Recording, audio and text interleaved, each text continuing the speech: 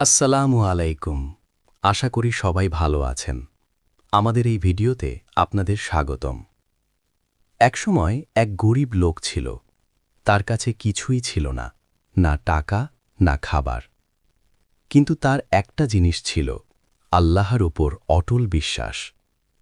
প্রতিদিন সে দোয়া করত, হে আল্লাহ, তুমি আমার জন্য যথেষ্ট। একদিন সে বাজারে গেল কিছু কাজ খুঁজতে, কিন্তু কেউ তাকে কাজ দিল না। সে খুব কষ্ট পেল, কিন্তু তবুও সে আল্লাহর উপর ভরসা ছাড়েনি। হঠাৎ পথে সে একটি থলে পেয়ে গেল।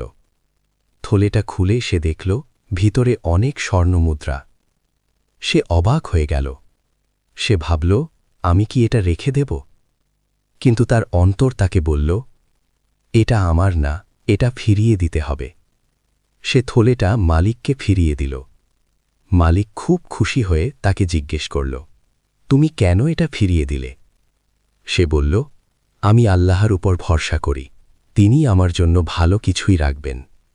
মালিক তার সততা দেখে তাকে বড় কাজ দিল এবং সে ধীরে ধীরে ধনী হয়ে গেল। এই গল্পটা আমাদের শেখায়, আল্লাহর উপর ভরসা কখনো বৃথা যায় না। যে ব্যক্তি ধৈর্য ধরে আল্লাহকে স্মরণ করে, আল্লাহ তার জন্য অপ্রত্যাশিত দরজা খুলে দেন।